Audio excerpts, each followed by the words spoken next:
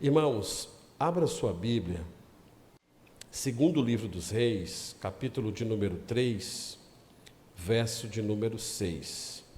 Segundo livro dos Reis, capítulo 3, verso de número 6. O texto diz assim: Então, naquela ocasião, o rei Jorão partiu de Samaria e mobilizou todo Israel. Verso seguinte. Também enviou esta mensagem a Josafá, rei de Judá: O rei de Moabe rebelou-se contra mim. Irás acompanhar-me na guerra contra Moabe? Ele respondeu: Sim, eu irei. Como sou como tu. O meu povo é como o teu povo. Os meus cavalos são como se fossem teus. Verso seguinte. E perguntou: Por qual caminho atacaremos? Respondeu Jorão: Pelo deserto de Edom. Então o rei de Israel partiu com os reis de Judá e de Edom. Depois de uma marcha de 7 dias, já havia acabado a água para os homens e para os animais. Exclamou então o rei de Israel: E agora? Será que o Senhor juntou a nós, os 3 reis, para nos entregar nas mãos de Moabe? Mas Josafá perguntou: Será que não há aqui profeta do Senhor para que possamos consultar o Senhor por meio dele? Um conselheiro do rei de Israel respondeu: Eliseu, filho de Safate, aqui está aqui. Ele era auxiliar de Elias. Josafá prosseguiu: A palavra do Senhor está com ele. Então o rei de Israel, Josafá e o rei de Edom foram falar com ele. Eliseu disse ao rei de Israel: Nada tenho que ver com você. Vá consultar os profetas de seu pai e de sua mãe. Mas o rei de Israel insistiu: Não, pois foi o Senhor que nos ajuntou 3 reis para entregar-nos nas mãos de Moabe. Então Eliseu disse: Juro pelo nome do Senhor dos Exércitos, a quem sirvo, que se não fosse por respeito a Josafá, rei de Judá, eu não olharia para você, nem mesmo lhe daria atenção. Mas agora tragam-me um arpista. Enquanto o arpista estava tocando, o poder do Senhor veio sobre Eliseu.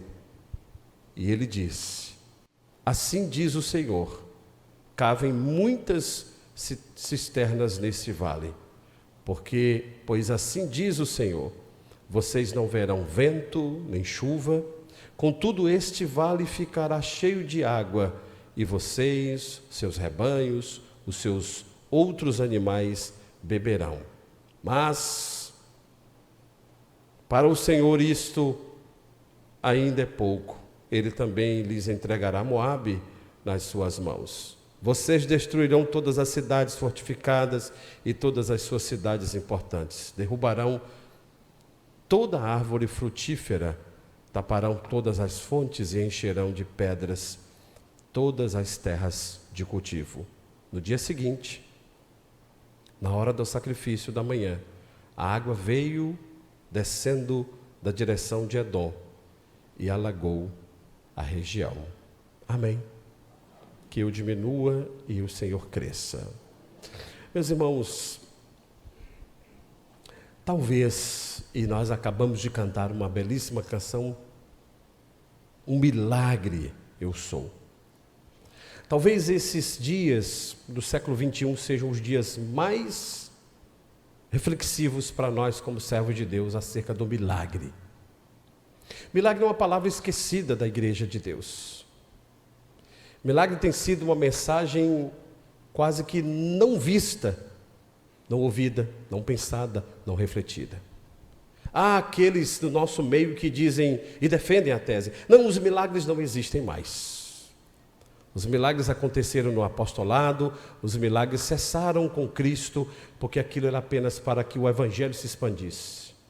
Eu respeito, mas não é verdade. Não, não é verdade, porque nós servimos a um Deus que está vivo.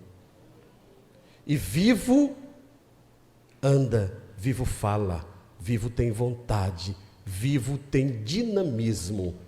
Não servimos a um Deus morto. O Salmo 115 diz que os deuses mortos, sim, têm nariz, mas não cheiram, têm orelhas, mas não ouvem, têm mãos, mas não apalpam, têm pés, mas não andam. São obras das mãos do artífice, mas o nosso Deus não. O nosso Deus tudo vê, tudo conhece, tudo sabe e tudo faz. Então, milagre. No século 21, a palavra milagre, pastores, tem se tornado algo distante de nós. E talvez, irmãos, vocês todos, e coincidentemente, nós ouvimos uma canção, coincidentemente, porque Deus é que trabalha nesse negócio, o milagre, Senhor. O milagre eu sou. Talvez você esteja precisando de um milagre. Milagre na sua vida, na sua família, no seu casamento. Nós não sabemos, mas Deus sabe. A condição que você chegou aqui, a condição que cada um entrou aqui, talvez desanimado, talvez desacreditando de muitas coisas. Mas Deus é Deus de milagres. Deus é vivo e Ele ainda faz o que Ele bem quer, o que Ele bem desejar, o que Ele bem pensar em fazer, porque isso é soberania de Deus. Esse texto que nós lemos é uma história real, fatídica, acontecera, mas esse texto nos salta aos olhos com algumas verdades que eu quero compartilhar com os irmãos em pouco tempo, na noite de hoje. A época era 868 antes de Cristo. Isso é importante para nós. O mundo estava vivendo o reino de Judá e o reino de Israel. O povo de Deus estava vivendo o reino dividido. Israel, cuja capital era Samaria, aqui os filhos de Acabe estão governando a terra. Quando Acabe estava quase indo embora, batendo as botas, o texto diz que Acasias, o filho de Acabe, governa no lugar dele. E ele era mau, tanto quanto o pai assim o fora. Um dia Acasias estava sentado na janela do palácio e ele toma uma queda terrível, ele cai de lá, se desmantela todo, e agora ele manda os seus mensageiros ir buscar ajuda a Baal. Os mensageiros vão no caminho para Baal para buscar a orientação e a cura, o milagre para o rei Acasias, ou então o filho, o príncipe, o primeiro na linha de sucessão, depois de que Acabe então foi embora. Deus que tudo sabe, tudo vê, tudo perscruta, Deus que conhece as coisas, disse ao profeta: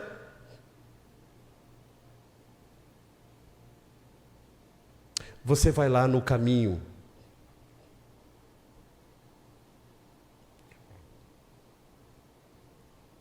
e diz aos mensageiros do rei Acasias, pergunte a ele, não tem profeta em Israel? Não tem Deus em Israel? Por que tu foras consultar os deuses, os demônios? Porque tu fizeste isso, da cama que tu subiu, tu não vai descer, tu morrerá. Portanto, quando os mensageiros voltam para trás,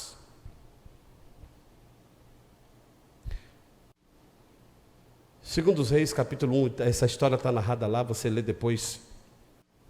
Diz que quando os mensageiros chegam para o rei e dizem assim: Acasias, nós não voltamos e nós não encontramos, não conseguimos falar com o profeta lá de Baal. Por que não? Porque a gente encontrou um homem no meio do caminho e ele diz para a gente que tem Deus. Se não tem Deus em Israel, se não tem profeta em Israel, ele mandou a gente voltar. O rei sabiamente pergunta, isso aqui é muito importante, o rei pergunta, como era esse homem? Eles disseram, ele era assim, desse jeito, estava vestido de pele, de animais, ele falava de um jeito, ele era daquela altura, ele tinha uma voz firme, ele falava com contundência. O rei disse, era Elias, o tisbita.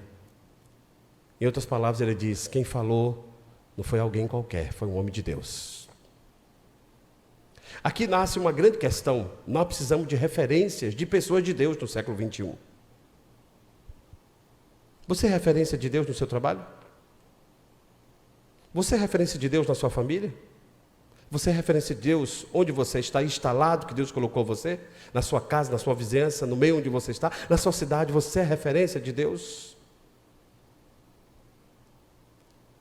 Mas o rei recebeu a formação de Deus e o rei não teve jeito. Acasias morre.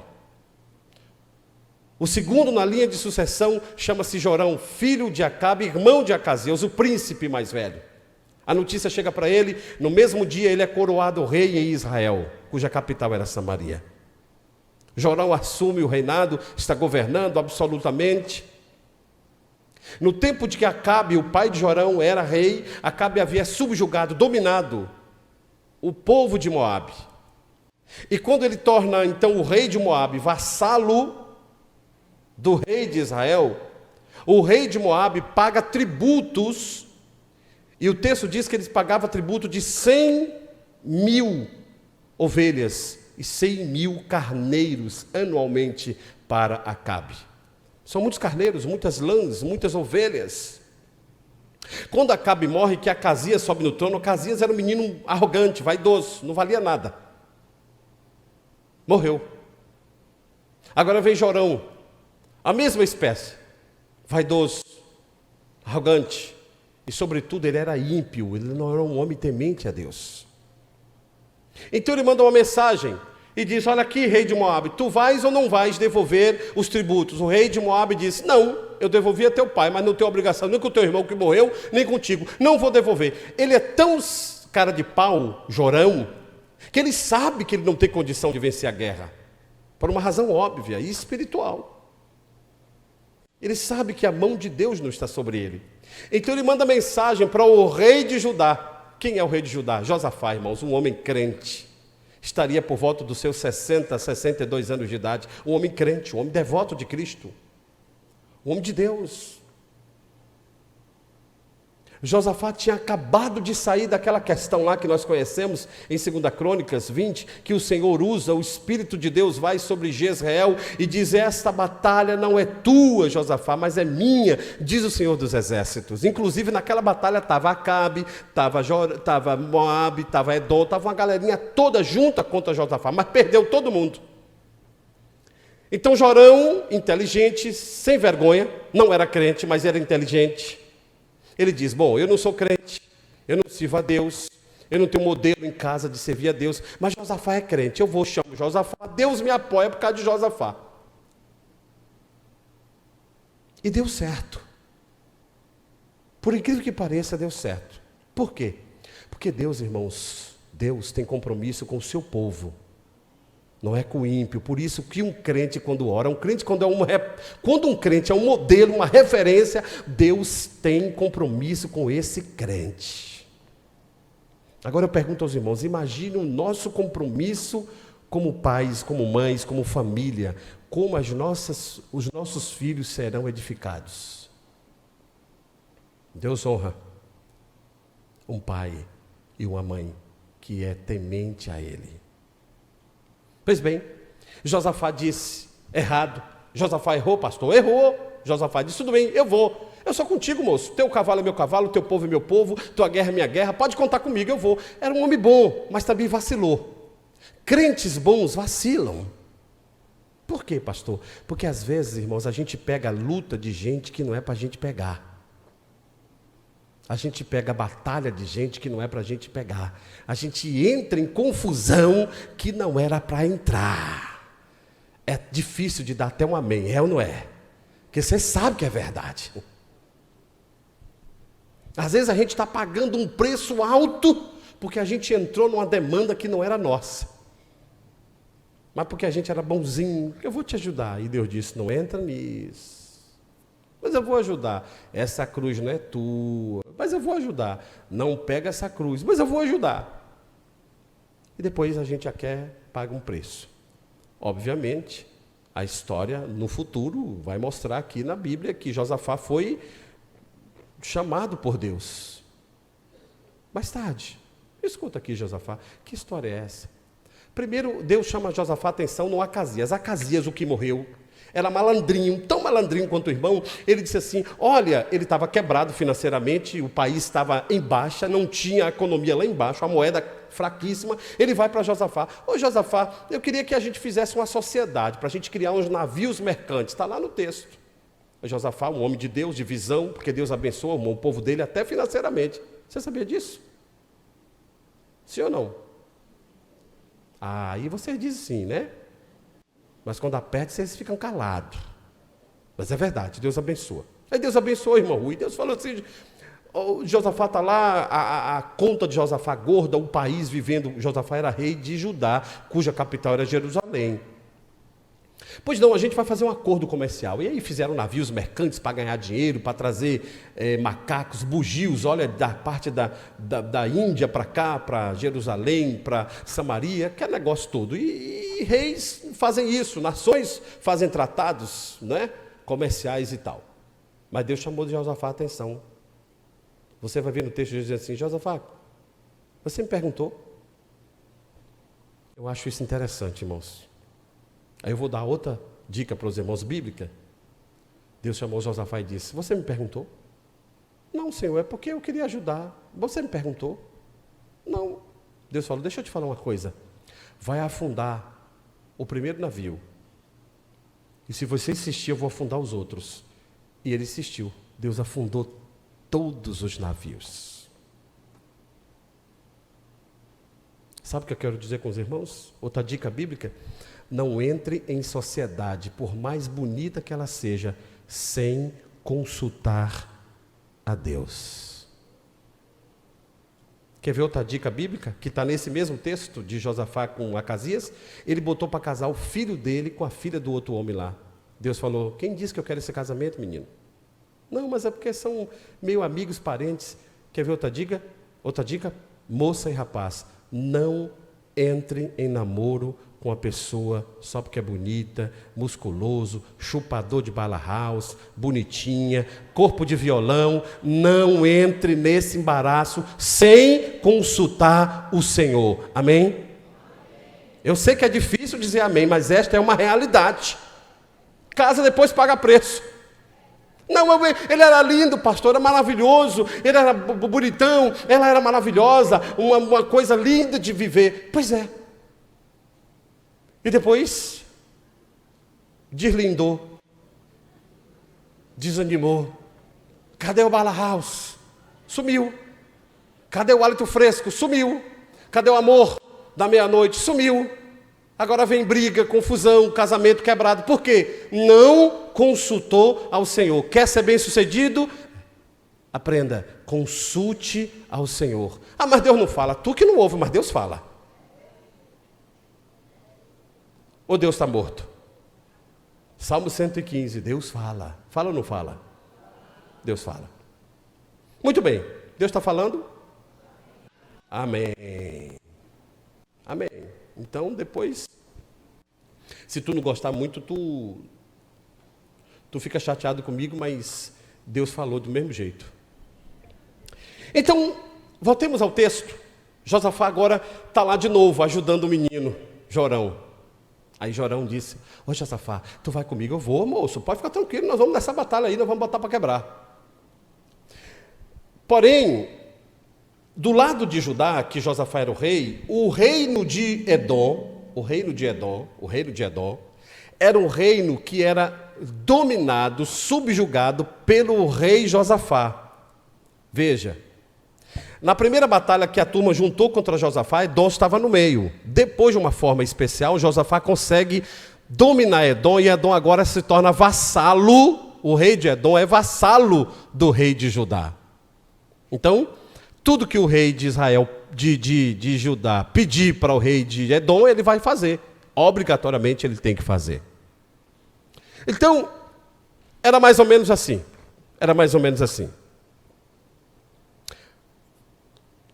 Aqui onde eu estou, no púlpito, onde nós estamos, os pastores, é o reino de Judá, é Josafá, é o reino de Judá. Sim ou não, está entendendo?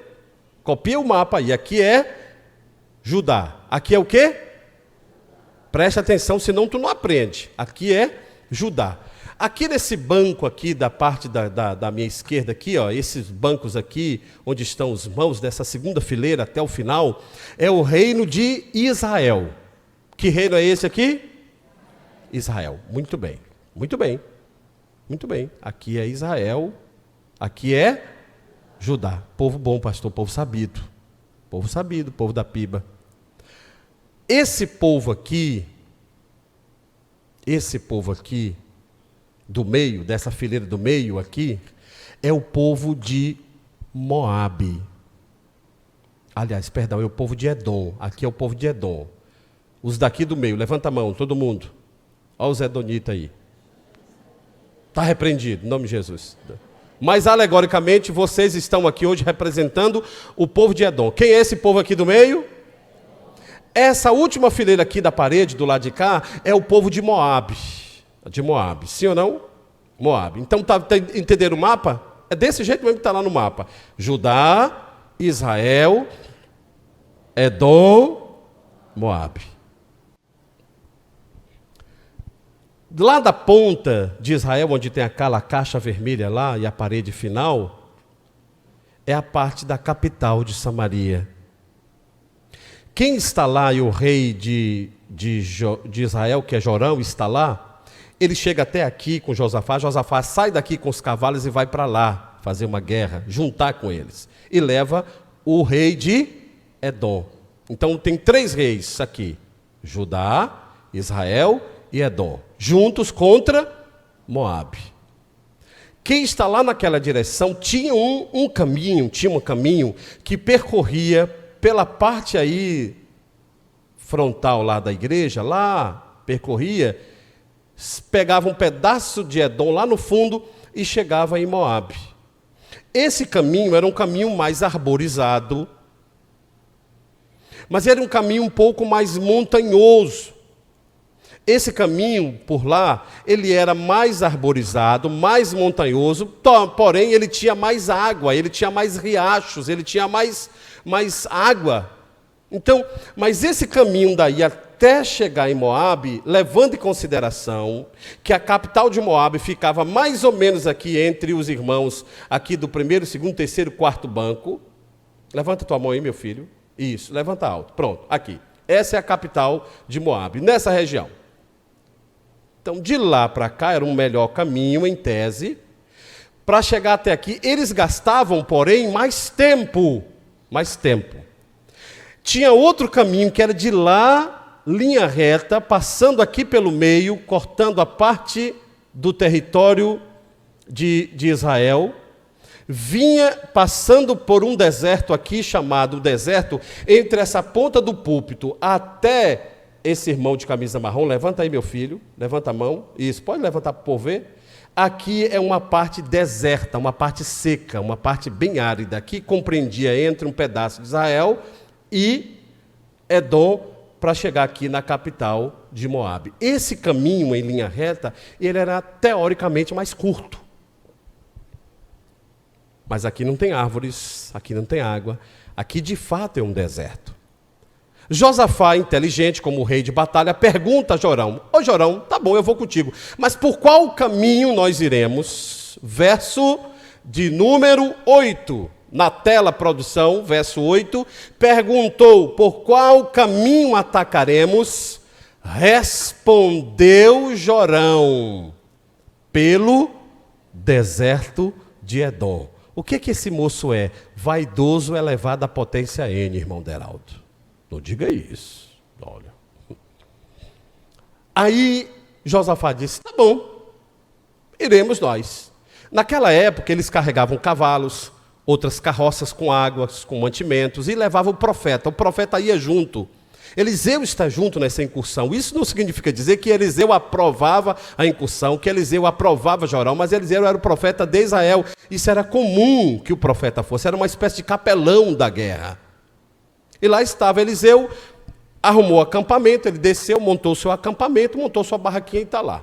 Pois bem, o texto nos diz que de lá para cá eles chegaram a andar 7 dias e não chegaram à capital de Moabe. 7 dias, irmãos. 7 dias Jorão calculou errado muitos animais, porque ele calculou com os dele, mas ele não calculou com os de Edom e com os de Josafá, meu caro Tiago. 7 dias, o texto diz, que eles caminharam 7 dias e não encontraram água para os animais. Verso de número 9, o rei de Israel partiu com os reis de Judá e de Edom, depois de uma marcha de 7 dias, já havia acabado a água para os homens e para os animais. E quando acaba a água, verso 10, exclamou então o rei de Israel, Jorão, sem vergonha, e agora? Ele escolhe o caminho, ele é mau caráter para chamar Josafá, e quando as coisas dão erradas, ele mesmo diz, e agora? Será, pastor Flávio Amorim? Ô moço, bom te ver. Será que o Senhor nos ajuntou 3 reis para nos entregar nas mãos de Moabe? Olha como ele é cara de pau, irmãos. Deus ajuntou esses reis? Foi Deus que mandou fazer essa batalha? Me responda, igreja, sim ou não? Deus foi consultado nisso, sim ou não? Mas isso é um pouco de nós. Quando a gente faz as escolhas e a gente fracassa, a primeira coisa que a gente diz é: Deus que fez isso. Lembra de Adão? Foi a mulher que tu me deste. Logo, o problema é teu, não é meu. E a gente sempre tem que arrumar um bode expiatório. E é facilmente a gente culpar Deus. Muito bem. Ele pergunta será. Ele coloca dúvida em todo o seu povo e inclusive nos outros reis.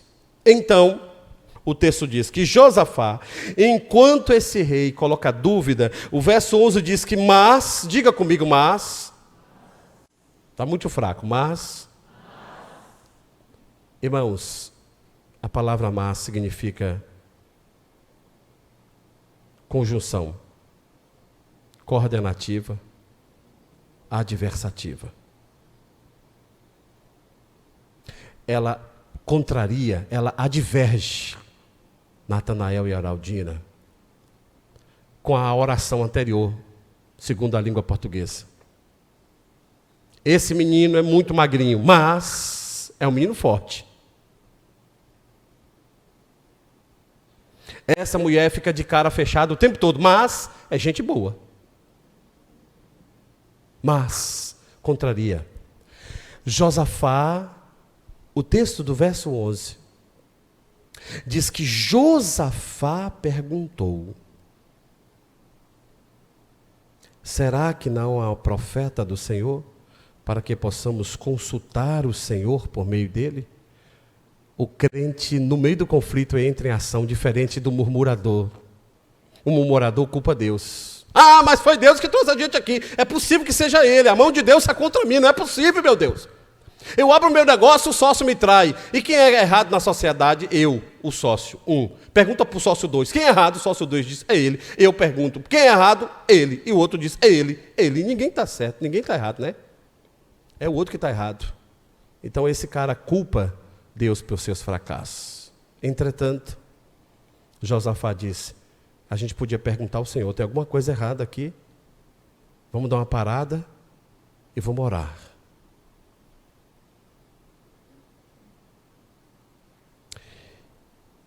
E aí ele pergunta, tem profeta? Jorão ficou calado. Ele sabia, mas ele fica calado, porque ele sabe que Eliseu é contra ele. Ele fica calado. E o empregado, o texto diz que um conselheiro do rei responde, Eliseu, aquele que deitava água nas mãos de Elias. A expressão deitar água, derramar água, é que ele é auxiliar de Elias. Ele está aqui, Josafá diz, pronto, verso de número 12, a palavra do Senhor está com ele. Então, os 3 reis foram falar com ele. Veja, não mandaram, foram. Aí eu vejo a cena, os 3 reis nos seus cavalos reais. Não é, irmão Deraldo? Os 3 reis montados descem até ao acampamento de Elias. Quando eu leio a Bíblia, a de Eliseu, quando eu leio a Bíblia, eu fico pensando nessas coisas. Aí eu chego lá e eu vejo Eliseu sentado, de frente à barraquinha dele, a tenda, essas de acampamento, sentado com um caldeirão, de uma fogueirinha, esquentando água. A água tinha acabado, ele ainda tinha um tiquinho de água, porque Deus nunca deixa o seu povo sem suprimento. Amém, irmãos? Está lá Eliseu, eu estou vendo Eliseu sentado com a varinha na mão, socando as brasas, sentado numa banquetinha de madeira, o foguinho empanhando 4 horas da tarde. Talvez ele fosse fazer uma sopa, um café, alguma coisa do tipo, está ele sentado. Aí vem os 4 reis, tarde. Os 3 reis, tarde. E ele lá de cabeça baixa. Estava, cabeça baixa ficou. Essa é a cena que eu consigo ver. Aí Eliseu levanta as vistas no verso 13 e diz: o que é que eu tenho a ver contigo, Jorão? Esse é um profeta bravo, viu? O que eu tenho a ver contigo? Vá consultar os profetas de teu pai e de tua mãe, Jezabel, aquela perdida. O rei de Israel disse: não, senhor. Viu como ele é sem vergonha, irmãos? Eu não vou consultar não, porque foi o Senhor. Lá ele duvidou, aqui ele afirma. Foi o Senhor que nos ajuntou 3 reis para entregar na mão de Moabe. Eu não, foi o teu Deus, foi o problema de Deus. Se quiser, resolve Deus com ele. Olha que pessoa mais sem caráter, irmãos. É impressionante saber que tem gente assim. Na igreja tem, eu vou te provar. A pessoa está com Deus e canta no culto. Se Deus quiser. Ele é o quê? Se não fizer. E ela canta na alegria, no choro. Às vezes ela está até no teatro. Faz cara feia. Não sei porque o povo canta com cara feia, não é?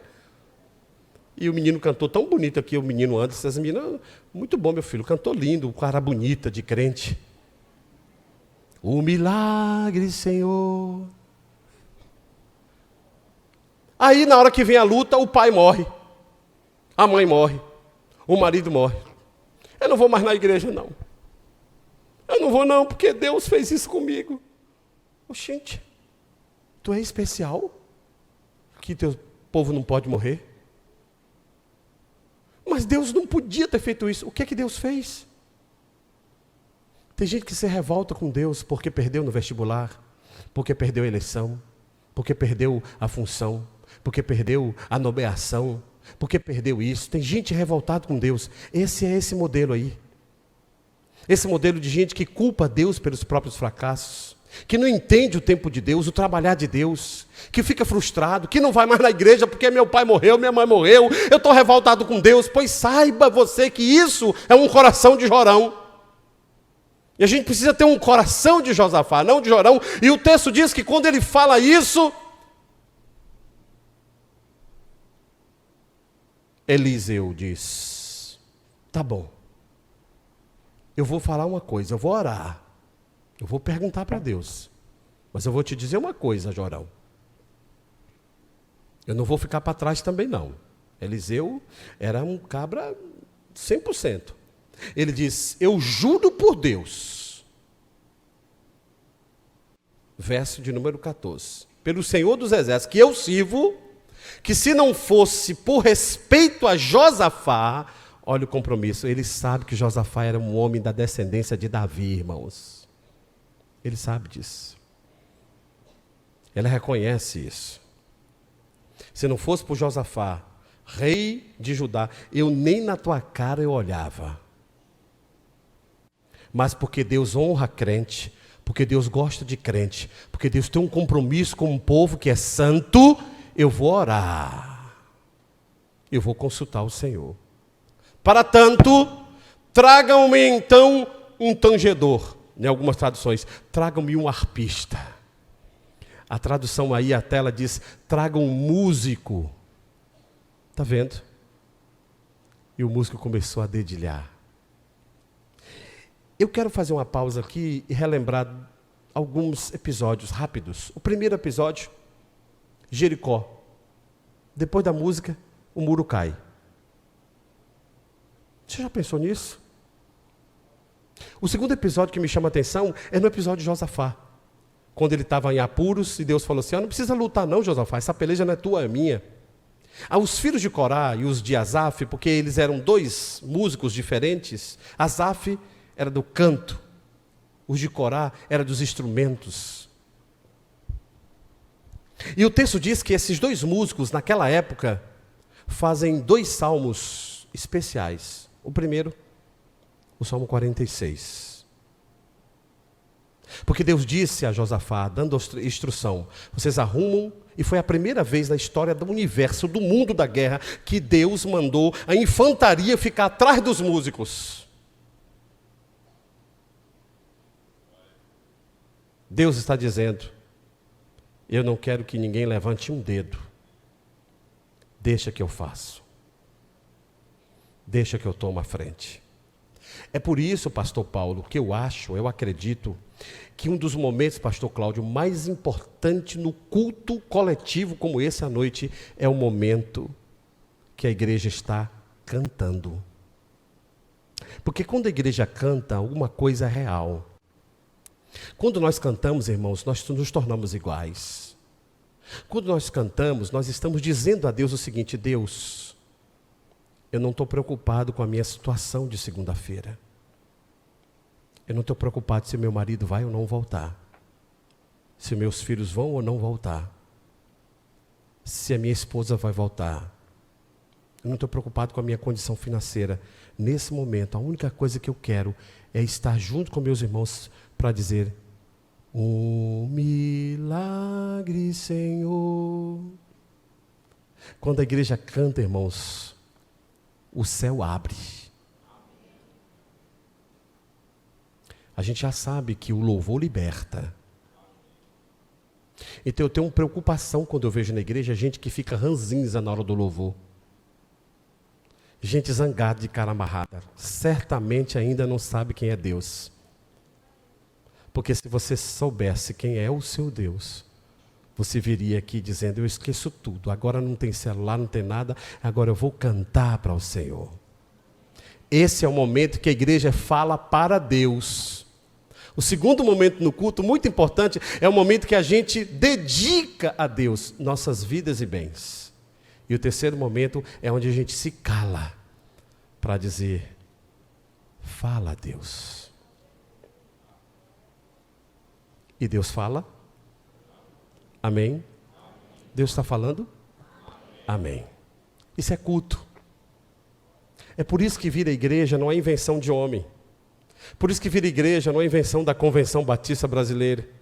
Por isso que vir à igreja não é invenção de um grupo de pessoas para dar dinheiro a pastor. Quem quiser falar isso, que fale. Vir à igreja não é isso não. Vir à igreja, não, irmãos, não é exibir a roupa, o terno, o paletó. Vir à igreja não é exibir o canto. Vir à igreja é reunir coletivamente na alegria de dizer a Deus, ainda que a figueira não floresça, todavia me alegrarei no Deus da minha salvação.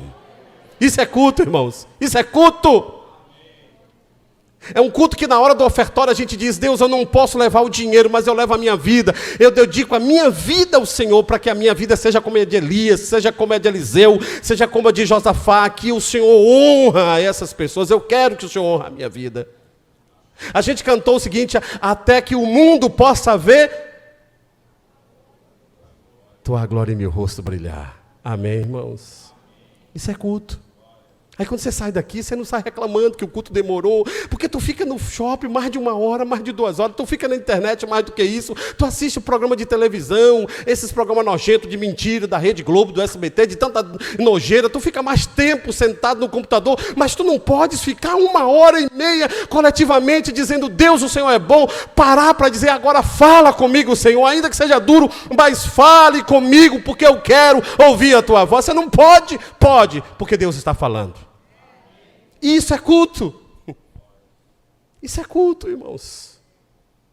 E aqui nesse texto vai aparecer o culto. A primeira obra do culto é essa obra. É a obra que o músico está tocando. Então, primeiro episódio. Jericó caiu ao canto do povo de Deus.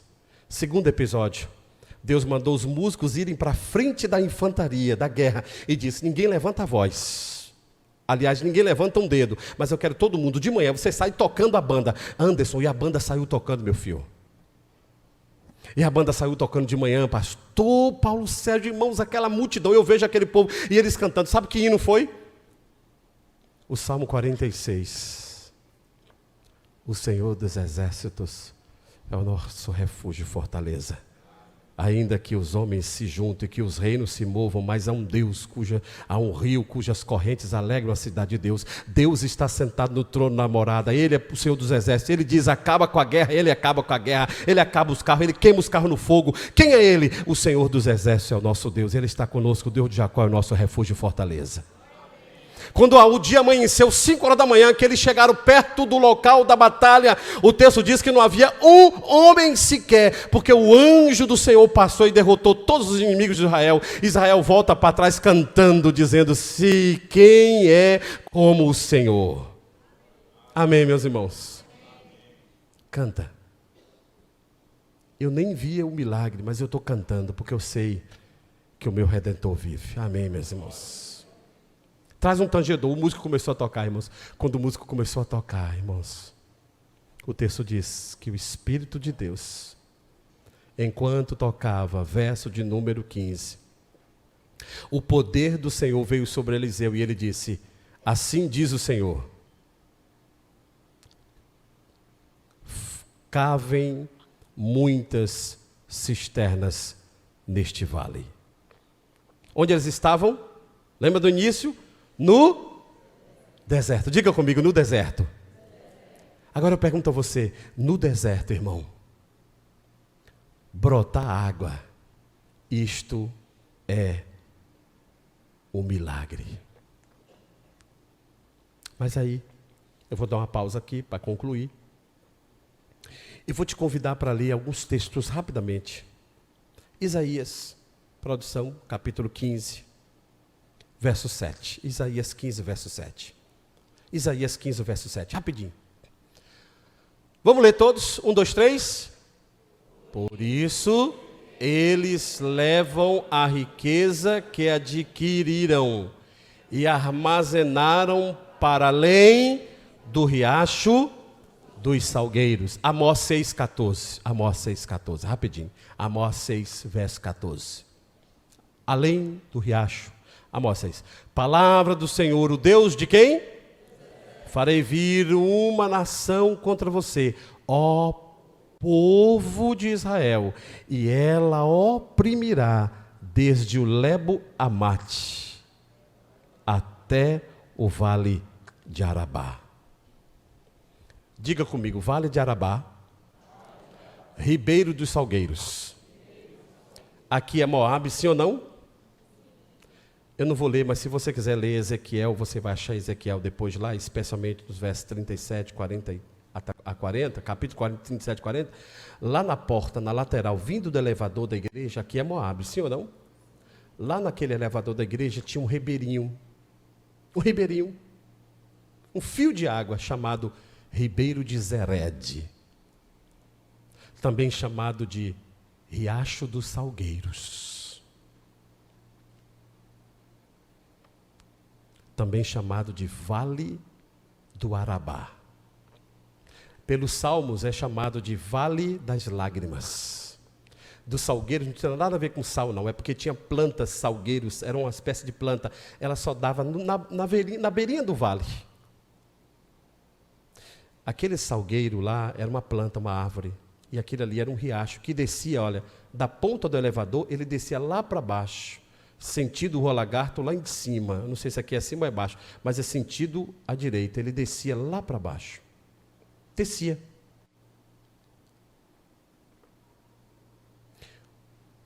E fazia conexão com o vale, lá embaixo, e fazia conexão com o Mar Morto.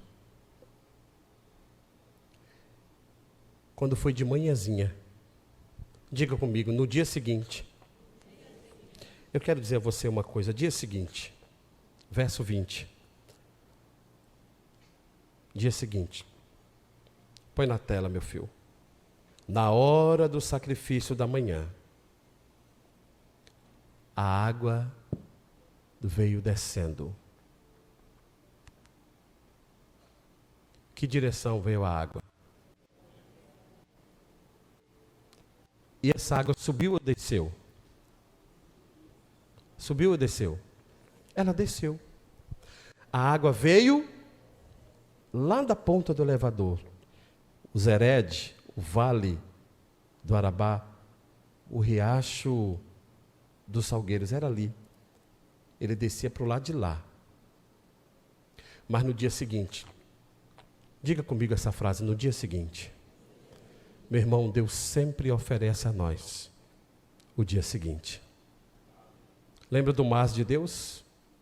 Mas o choro dura uma noite, mas no dia seguinte a alegria virá. Sabe o que é o dia seguinte? O dia seguinte é o dia do perdão. O dia seguinte é o dia do reconhecimento que eu errei. O dia seguinte é o dia que eu reconheço que eu preciso de ajuda. O dia seguinte é o dia de dizer, eu vou buscar o Senhor. O culto está aqui. Primeiro, o arpista. Segundo, o sacrifício, a oferta. No dia seguinte, na apresentação da oferta da manhã. Aí agora eu quero te chamar para você imaginar essa cena. Eu queria te chamar para imaginar essa cena. Não foi no mesmo dia, Deus mandou cavar covas, eles cavaram. Irmãos, eu pergunto a vocês, cavar covas, fazer cisterna no deserto é coisa fácil? Ah, não é. Esse milagre de Deus, ele não depende de nós. Mas o milagre de Deus nos convida a ter uma atitude. Deus podia dizer, vão todo mundo dormir que amanhã vocês vão ver os vales cheios.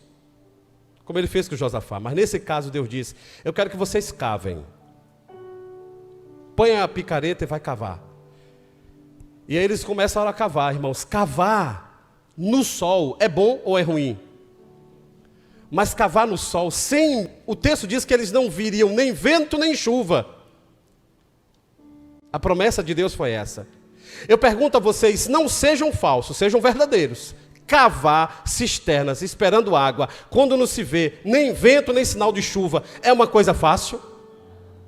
Mas aí é que está o ato de fé do milagre de Deus. E quando alguém passa e diz, o que você está fazendo? Eu estou cavando. Para quê? Não chove nessa terra, irmão, já faz tempo. O que você está fazendo? Eu estou cavando. Para quê? Vai chover. Como vai chover? Nesse caso, nem a mão do tamanho de um homem tem. Uma nuvem do tamanho de... Nem a nuvem tem. O Senhor disse, cavem, porque vocês não vão ver nem vento, nem chuva. Nem sinal de chuva, irmãos. O milagre de Deus, ele é inexplicável. Olhe para mim, se eu explicar milagre, não é mais milagre, irmã Nancy. O milagre de Deus é inexplicável. Aí, sabe o que é que eu encontro aqui? Trazendo para os nossos dias uma aplicação pessoal, eu encontro uma mãe cujos filhos se afastaram da igreja. E essa mãe tem um coração de Josafá, não de Jorão. Ela não chuta o balde, ela não reclama de Deus, pastor. Ela continua na igreja dizendo, Deus, eu vou para a igreja, pastor Cláudio. Fazer o quê? Eu vou orar, porque os meus filhos vão voltar. E toda a plateia dizendo, vai voltar como? Está na cachaça, já está na droga, o marido largou a filha, já bateu, não sei o quê. E a irmãzinha está lá, tadinha, dizendo que Deus vai salvar o filho dela. Sabe quem é essa irmã? Essa irmã que botou um picareta nas costas e está cavando o vale no deserto. Sabe o que é que eu vejo aqui? Alguém que um dia foi desenganado dos médicos. Alguém que recebeu uma palavra ruim da família. Tu não vai ser ninguém. E essa pessoa pega e começa a cavar. E alguém olha para ele e diz, está achando o que aí, gente? Eu vou te contar uma história rápida e objetiva. Uma cidade pequenininha do Nordeste, bem pequena. tinha uma família com 2 filhos que fumavam maconha e roubavam na cidade. A família cresce pobre e tem algumas outras filhas e tem mais um menino novo. 10 anos, um menino novo, vai numa vendinha comprar açúcar. E quando o menino sai da venda, alguém da venda disse: esse menino é filho de fulano e de fulana. Os pais Isaac e Dinalva. Meu Deus do céu, é mesmo, Isaac dos filhos que é ladrão, que fuma maconha, Alguém foi e disse assim: aquela mulher tem a barriga podre, porque as filhas deram para prostituta e os meninos para ladrão. E esse daí daqui um dia vai roubar também. O menininho saiu da venda com meio quilinho de açúcar e chegou em casa e disse: aqui, mãe. E continuou a vida. Um dia, sem aviso prévio, Deus falou com esse menino: meu filho, pega a sua picareta e cava poços. Olha aqui, menino de 10 anos. Ele foi alcançado para Cristo através de uma EBF, Escola Bíblica de Férias. E ele voltou para casa e começou com a picaretazinha dele cavar o buraco. E alguém dizia: olha lá, é crente. Os irmãos ladrão, a mãe devota de Cosme e Damião, o pai é cachaceiro, as irmãs meia lambacenta, e ele está indo para a igreja. Isso é fogo de palha. Quando crescer, esquece, sai da igreja. Mas o menino começou com a picareta dele. Os anos passaram. A história diz, pastor Sérgio, que esse menino casou. Teve esposa, filhos. E por incrível que pareça, o texto diz que esse menino foi para o seminário e se tornou pastor. E a história diz que esse menino batizou o pai e a mãe.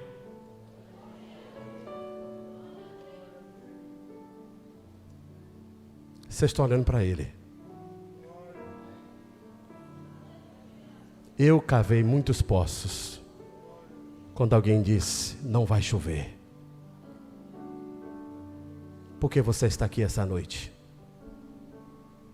Por que você veio aqui? Cadê a sua picareta? Cadê a sua fé? Você é um milagre? Eu tenho certeza que sim, meu irmão Rui, porque eu sou um milagre. E eu quero que você veja essa cena. No dia seguinte, 5h40 da manhã, sai da tenda o rei Josafá. Você está vendo ele? Vestido com os vestidões longos. Ele sai da tenda, minha filha, a ministra de música, ele abre assim a tenda com as 2 mãos assim, e ele levanta. Cabelo longo, grisalho, ele bota o cabelo para trás assim. Vestido longo da noite. E ele vai até o altar. O texto diz que ele vai até o altar para apresentar a oferta. Isso era uma atitude que os reis faziam, que eram servos de Deus, de gratidão. Oração da manhã. E ali eles queimavam incenso e eles faziam uma oração. Ó Deus Todo-Poderoso, Criador do céu e da terra, obrigado pela noite.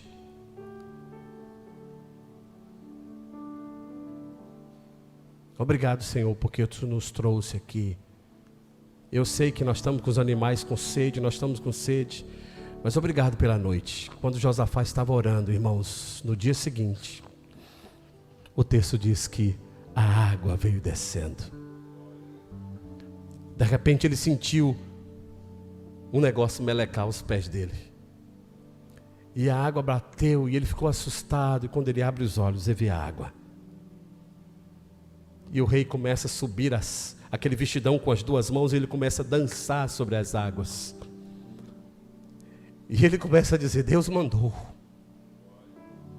Todo acampamento acorda 5h50 da manhã, 6h10, e eles começam a pular, e os vales, as covas estavam cheias de tanta água, que o texto diz que bebeu os animais, os homens e os animais dos animais.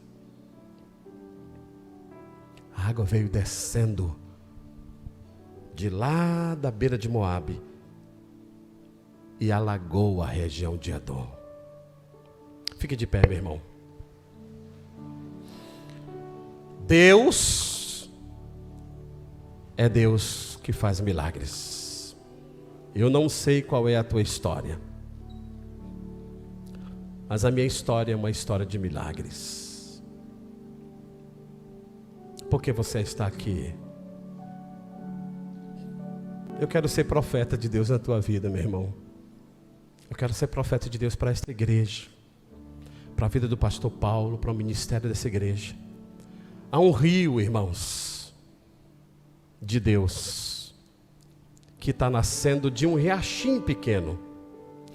Todas as possibilidades ínfimas que você acreditar que existam, Deus pode fazer uma grande quantidade de água. Tem um rio de Deus para você, Rui. Tem um rio de Deus para você, minha irmã, meu irmão. Tem um rio de Deus para você, Tabita. Binho, tem um rio de Deus. Tem um rio de Deus para você, meu irmão, minha irmã. Tem um rio de Deus para você, mãe solo. Tem um rio de Deus para você, jovem. Tem um rio de Deus para você na galeria. Pastor Sérgio, tem um rio de Deus para a tua vida.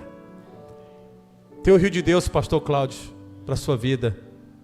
Tem rios, ministério de louvor de Deus para a sua vida. Pastor Silvio, eu não aguento mais a luta, a batalha. Talvez você não aguentasse mesmo. Ou vocês não têm ideia de quanto eu aguentei naquela cidade do interior da Bahia.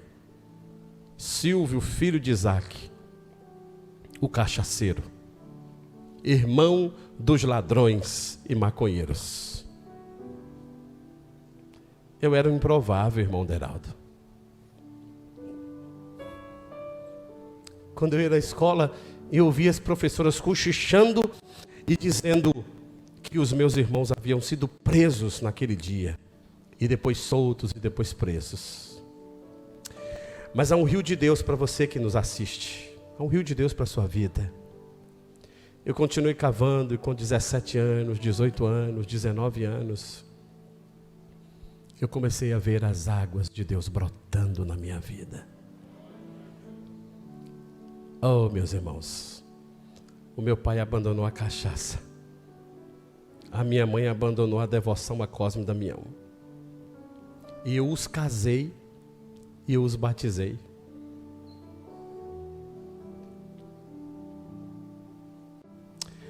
Quando eu lancei o meu primeiro livro na cidade, eu ouvi sentado no terceiro banco da igreja o homem da venda que havia dito aquilo, que eu seria mais um que me tornaria ladrão. Ele não sabe, nem lembra. Eu também não disse a ele. Mas agora ele era um crente, estava sentado. E eu lançando o meu primeiro livro, pregando e olhando para ele, olhando para mim. Eu disse: Deus faz águas brotar no deserto. Irmã de Deus, não desista dos teus filhos. Jesus vai trazê-los todos como águas no deserto. Irmãos, não desista do seu ministério nem chamado. Deus vai fazer águas brotar no teu ministério. Famílias, não desistam do seu casamento. Deus vai fazer esse casamento viver uma água nova. Feche os seus olhos, curve sua cabeça. Obrigado, Jesus. Obrigado, Senhor. Oh, Deus. Quem éramos nós? Terras secas, terrenos áridos. Mas o Senhor nos trouxe e nos fez brotar de um deserto. O Senhor nos fez brotar um filepinho de água e se tornou tão caudaloso. O teu filho Jesus Cristo chegou a dizer que ele tem um rio que flui dentro de nós, de vida eterna. Obrigado, Senhor. Mas, ó Deus, eu te peço pela vida dos meus irmãos, tantos que têm sofrido e contemplando o deserto, apenas o deserto. Eu sei que é difícil cavar no deserto, mas eu quero dizer ao Senhor: ajude os meus irmãos, que eles vejam os rios do Senhor brotando nos desertos para a glória do teu nome.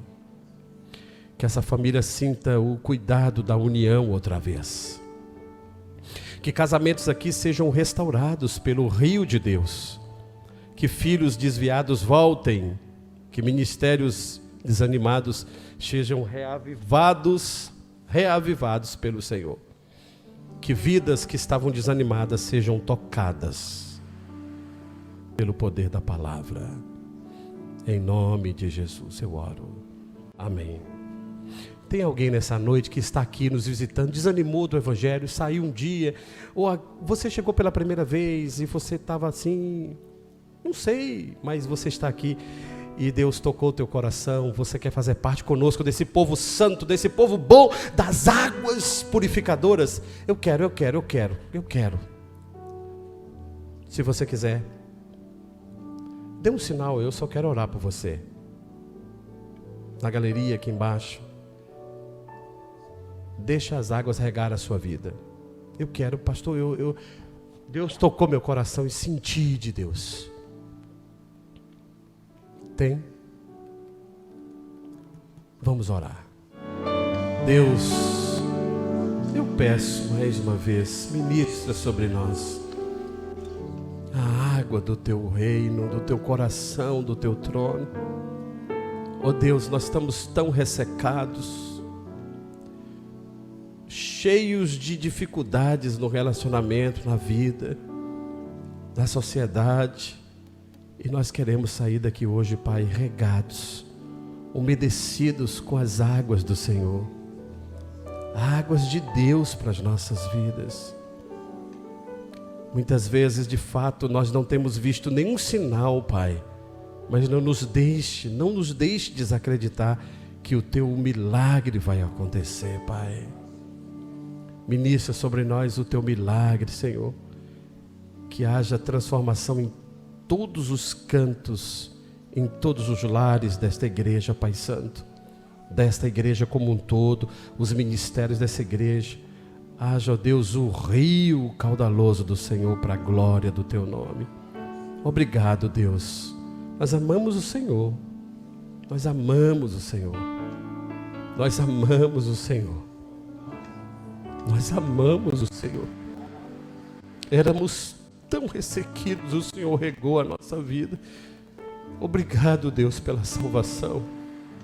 Ainda estamos no mundo vivendo tantos desafios, mas obrigado porque a Tua presença está conosco. Que o Teu rio continue regando as nossas vidas. E que todos nós possamos esperar o dia seguinte, mas que possamos fazer sempre oferta agradável a Ti. As nossas vidas, o nosso coração, as nossas orações. Obrigado, Senhor. Obrigado por esta igreja. Que os rios do Senhor inundem esta igreja, Pai. Que vidas sejam transformadas, salvação, milagres do Senhor. Ó Deus, um crescimento exponencial de evangelismo, de discipulado, Pai, de jovens, de adolescentes, de homens e mulheres, de casamentos curados, transformados. Que a PIBA seja reconhecida como a igreja das águas de Deus. Em nome de Jesus. Obrigado, Senhor. Nós oramos pelo Teu Filho em nome de Jesus Cristo. Amém. Amém.